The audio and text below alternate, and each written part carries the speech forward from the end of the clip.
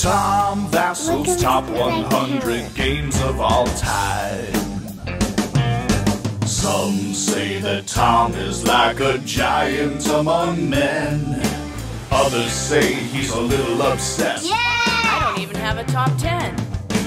Tom Vasel's top 100 games of all time. All right! The top 100 is here. I'm very excited about this. I'm excited about this every year. Now, because we're doing so many other things, as we're doing this top 100 list, we are trying to put out at least 10 game reviews every week, too, because we need to keep you informed with what's going on in the board gaming world. So I don't know how spectacular this will be. I don't know how many filmed on locations that we will do. One of the things that people often ask me when I do these, they say, you don't show many pictures of playing the games. That's because setting up 100 games and taking them down would be a lot of trouble. But I do encourage you to go check out. I've reviewed almost every game on my top 100 list, and my goal is to, by the time I do my top 100 list next year, every game on my top 100 this year, I will have done. So I can't do filming on location, but I'll do this for you. I'll wear a different tie for every game. My top 100 ties, although I'm not going to wear them in my top 100 order because that's too much work for me to figure out. So let's get going. Number 100 seasons.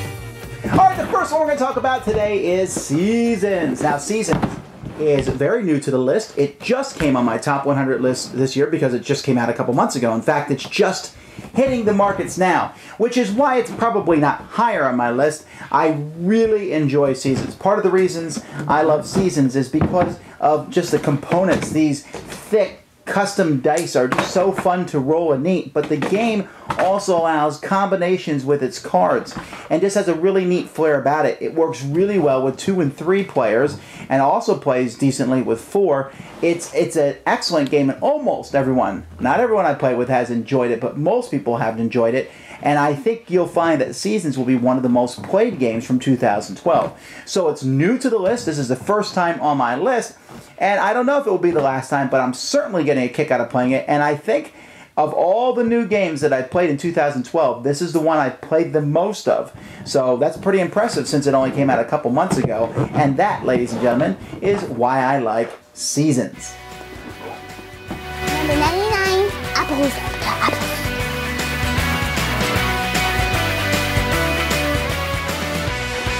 Now, I've been doing this for 8 years, and only 20 games are still on my list from 8 years ago. I mean, you can say, what? No staying power. But I think some games do have staying power.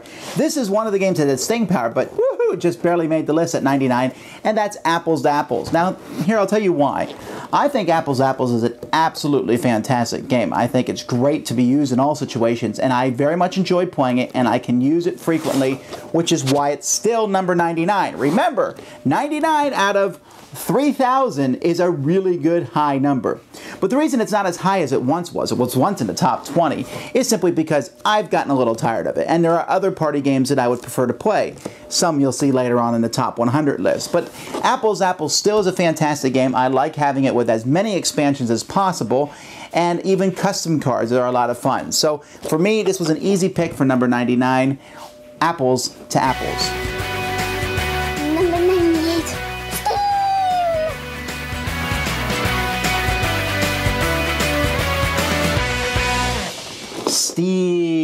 Steam.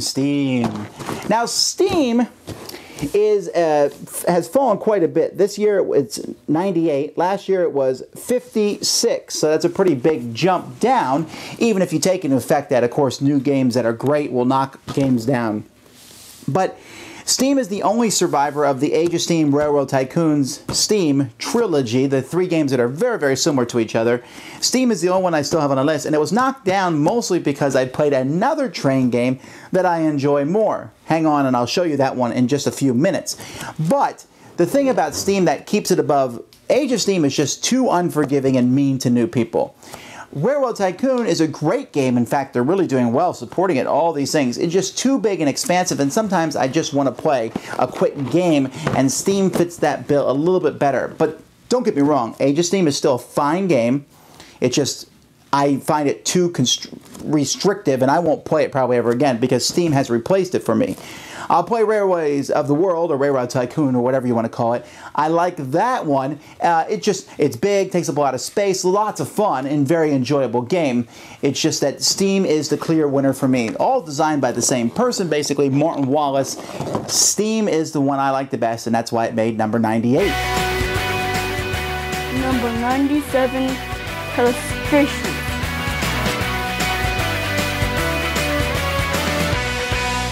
My next game is another party game. That's 2 party games on the list. Wow, 2 party games, but this one's Telestrations. Now, Telestrations is fantastic. And the reason I added it to my list this year, because it's been around for a while, is because this year I got the 12-player party pack. And the 12-player party pack makes Telestrations a oodle-ton fun more. That's horrible grammar, but when you play with 12 people, and the game does not suffer in length because you're all passing around drawing pictures, and then each person looks at the picture, tries to guess what the word is, so they write down what the word is, the next person looks at the word. It's mixing Whisper Daddy Rally with illustrations, drawing pictures, and it's fantastically fun.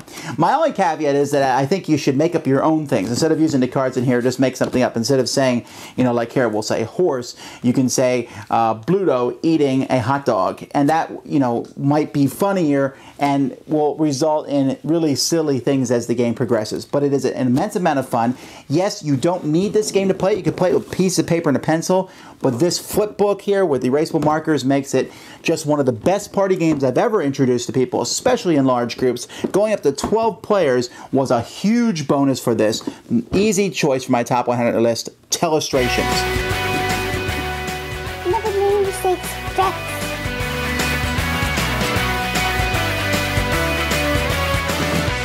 Another new game to the list, but not really new, because the game that it knocked out, Dune, is basically the same game. And that, ladies and gentlemen, is this one here, Rex. Rex is a reimagining of Dune. Fantasy Flight picked up the rights to reprint Dune, which is a game that's been out since 1978. Dune is based on Frank Herbert's novel of Dune. However, when they got the rights to the game, they did not get the rights to the theme.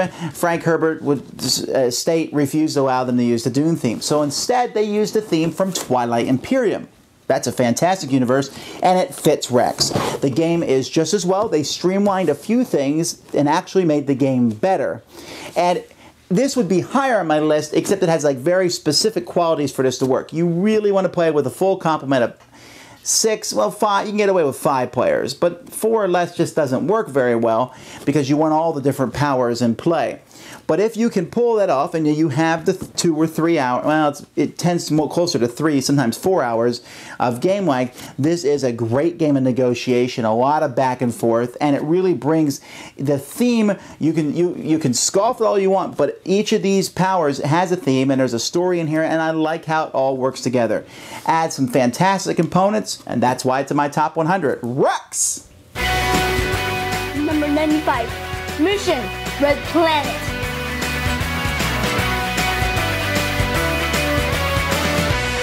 Mission Red Planet is another new entry to the list, but it's not a new one. I reviewed this one years ago. I think because every time I play Mission Red Planet, I play lots and lots of new games, and then every once in a while I get a chance to sit down and play games that I've older games. And this is one that I'm constantly wanting to play because it has It has roles that you can select. It has an area control. It mixes those together in a pretty neat steampunk theme. I am not a steampunk guy. I think the whole genre is stupid, really. But I know some of you are going to unsubscribe now. My apologies. It's a fantastic, fantastic genre. But anyway, but it works in this game. It makes sense, and it's fun, and there's interaction. I'm going to blow that spaceship up, or we're going to fight back and forth for control of the different spots on Mars. And the whole game just plays out in a very entertaining style. Add some nice components, good artwork, and this is one that I'm a little upset that Asmodee kind of has stopped printing this one. I looked on their website. It's no longer there. They have a lot of other great games like Seasons, which we just mentioned, but this one, alas. But if you can find it on the used market, I really do recommend it. It's a game I enjoy a lot. Mission Red Planet. Number 94, Midnight Board Game.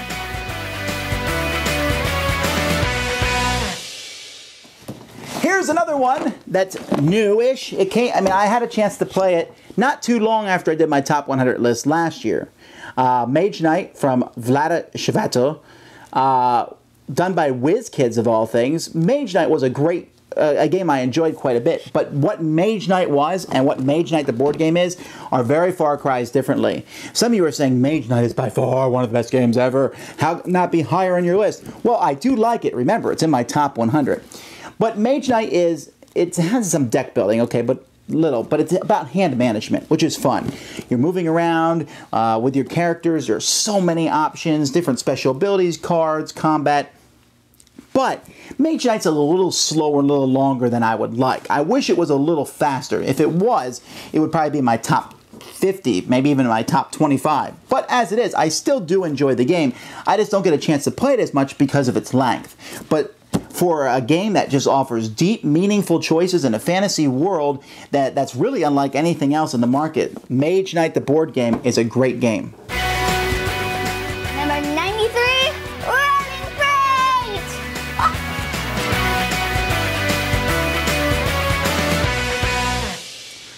When I talked about the train game that knocked out Steam, I was talking about this one, Rolling Freight. Now, Rolling Freight takes dice. Now, you know that for me, that's an automatic thing I like, but that doesn't mean the game itself would be better. But you roll dice, and what dice you roll are the actions. And you can add dice to your pool with, upgrades to your engine. And then you take those actions, and then you're building train routes on the board. Well, the idea of building train routes in itself is very interesting.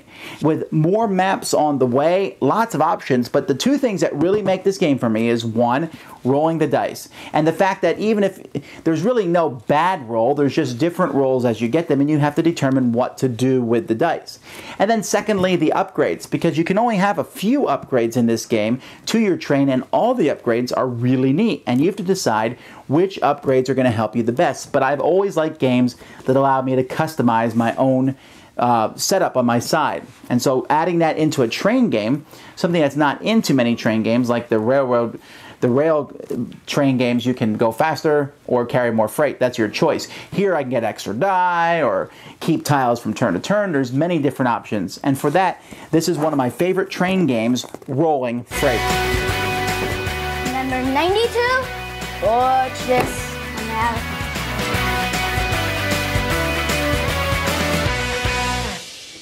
Now, if I had given you this entry a few years ago, I would have to lift this big giant box. As it is, I have a much nicer, smaller box here from Fantasy Flight, who did the reprint of Fortress America. Fortress America is one of my first loves in board games. I played it when I was a teenager, and I played it more than almost any other game in my collection. When I was reading the rules for the reprint, I went through them. I said, yep, you got to do that, you got to do that, got to do that. I know where you're supposed to go with your planes, but this has changed the game and added a few variants, but it's a very slight, small changes that are all in the interest of game balance. As it is, the game itself is a fantastic one where America is under attack, and they're being attacked on three sides. Canada remains friendly. Thank you, Canada. And you're being attacked from all different directions. It's full of plastic pieces with dice, and you roll different dice for the different pieces. And America's on the defensive and very weak, but as the game goes by, America gets stronger and stronger, and the invaders have to win before a certain time frame, or else they can't win at all. Great fun. The new edition, even though it's smaller, is essentially the exact same game. Lots of fun. Fortress America. Number 91, Cutthroat Caverns.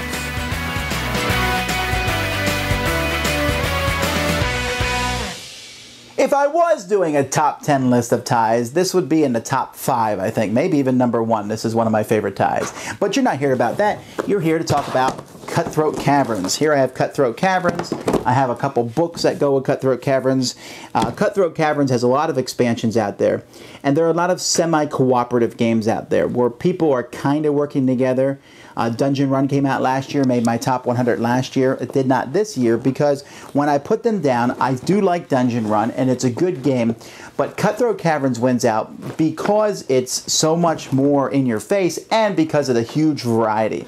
if Dungeon Run had, 10 expansions, maybe, and Cutthroat Caverns only has 3 or 4 expansions, but the monsters are always different.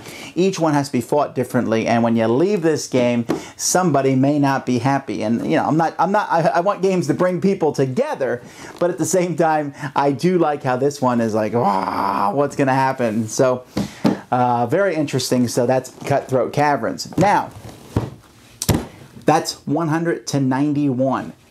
We got 10 more games for you, hopefully next Tuesday. I hope you stick with us and watch these games. You can always find out, see all these games on our website at dicetower.com. We'll put up the listings there, and you can see not just mine, but you can also see my daughter Melody, who's 12, and she's been doing her list for years. And you can see how hers is different than mine. And the people's choice. What games did you think should be in the top 100? And of course, you can always check out our podcast and reviews. Lots of things to do. Until next time, though, my name is Tom Vasel, and you've been watching The Dice Tower. Some say that Tom is like a giant among men. Others say he's a little obsessed. I don't even have a top 10. Tom Vasel's top 100 games of all time.